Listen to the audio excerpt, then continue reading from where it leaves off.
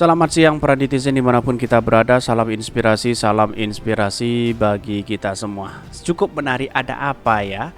Surya Paloh mendadak dipanggil Jokowi ke istana. Ada apa? Ini menjadi pertanyaan begitu. Dan bahkan Nasdem ungkap hasil pertemuan Jokowi Surya Paloh di istana. Ini yang dibahas. Wow, sangat menarik juga.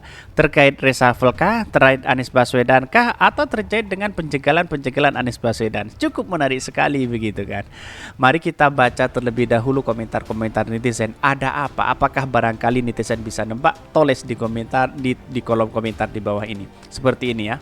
Ini ya, Nasdem ungkap hasil pertemuan Jokowi Surya Paloh di istana. Ini yang dibahas ini. Mudah-mudahan harapan rakyat yang sudah care kepada Nasdem karena mendukung Anies Baswedan dalam pertemuan tersebut tidak diminta untuk menarik dukungan kepada Anies. Tidak yakin PS teguh pendiriannya, tidak mau diintervensi. Betul begitu. Surya Paloh sudah menentukan konsekuensi yang diterima oleh Partai Nasdem begitu kan. Artinya apa? Artinya ini menunjukkan Anies Baswedan dan Partai Nasdem dan Pak Surya Paloh menunjukkan kecerdasan yang luar biasa begitu. Semoga tidak masuk angin. Jokowi ketakutan, ini banyak sekali ya. Sama Nasdem ya kembali ke jalannya ya ini. Setelah LBP gagal di London, sang penduka langsung yang bicara. Ya bisa jadi begitu kan. Di satu sisi menurut saya pribadi apa yang selama ini dilakukan Pak Surya Paloh betul-betul sangat luar biasa begitu, bisa mengusung Anies Baswedan dan bahkan dia punya satu tiket untuk maju di Pilpres 2024 ya. Tentu saja kita tunggu saja deklarasi itu begitu.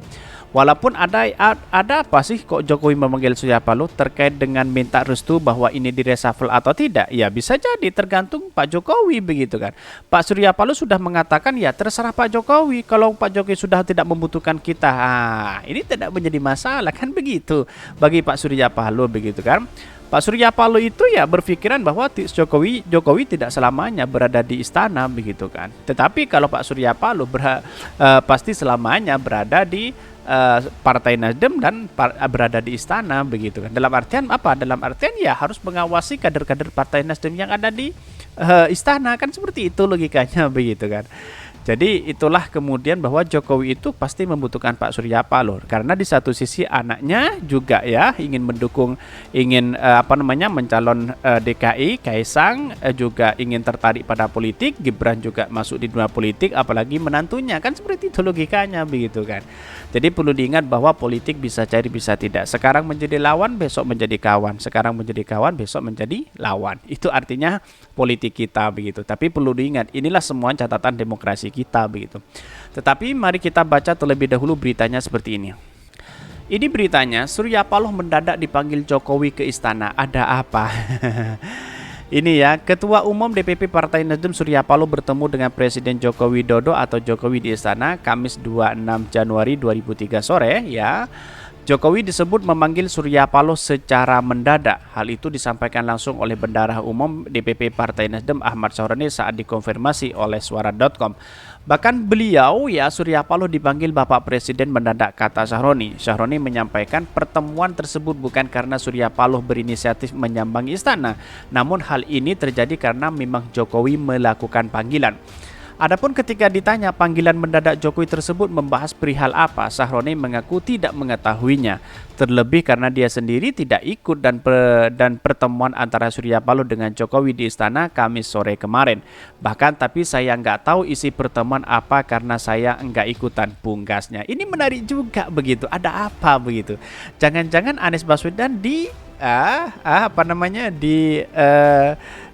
disandingkan dengan Gibran atau dengan siapa begitu, bisa jadi begitu kan, karena politik Pak Jokowi hari ini bagaimana posisi dirinya itu aman setelah tidak menjabat lagi begitu kan. Proyek-proyek semuanya harus diteruskan, ini yang dicari Jokowi hari ini. Tapi kalau Pak Jokowi misalnya mendukung A lalu kemudian kalah, maka tanggung jawab Jokowi kepada investasi Cina yang luar biasa, dia punya tanggung jawab besar begitu kan. Maka Pak Jokowi harus bermain di sini bagaimana caranya dirinya itu bisa aman-aman aja begitu kan. Kan seperti itu logika kita begitu kan. Bahkan ya ini secara mendadak ya Pak Surya Paloh dipanggil di situ begitu. Walaupun ada buzzer dan dan cebong berspekulasi, itu ya bagian dari demokrasi kita begitu.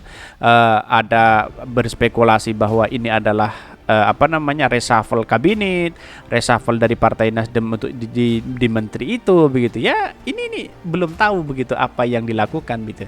Tapi saya yakin dan saya yakinnya pasti ada sesuatu yang dibicarakan terkait dengan mungkin pilpres, mungkin ada yang lain kan kira-kira seperti itu begitu. Tapi ada berita yang cukup menarik bahwa Nasdem ungkap pertemuan Jokowi Surya Paloh di istana. Ini yang dibahas. Bahas apa ya ini? Mari kita baca terlebih dahulu. Ketua DPP Partai Nasdem Charles Mike Yansah mengatakan bahwa pertemuan Ketua Umum DPP Partai Nasdem Surya Paloh dengan RI Presiden Joko Widodo atau Jokowi di istana kemarin adalah pertemuan yang akan membawa kebaikan buat negara. Ya tentu adalah pilpres begitu kan. Ya kalau memang baik menerima tawaran mungkin dari Pak Jokowi untuk menjadi wakilnya siapa, atau Pak Ganjar atau Pak Prabowo bergandengan dengan, bisa jadi begitu kan. Bisa jadi Pak Prabowo dengan Anies Baswedan, tapi wakilnya siapa misalnya.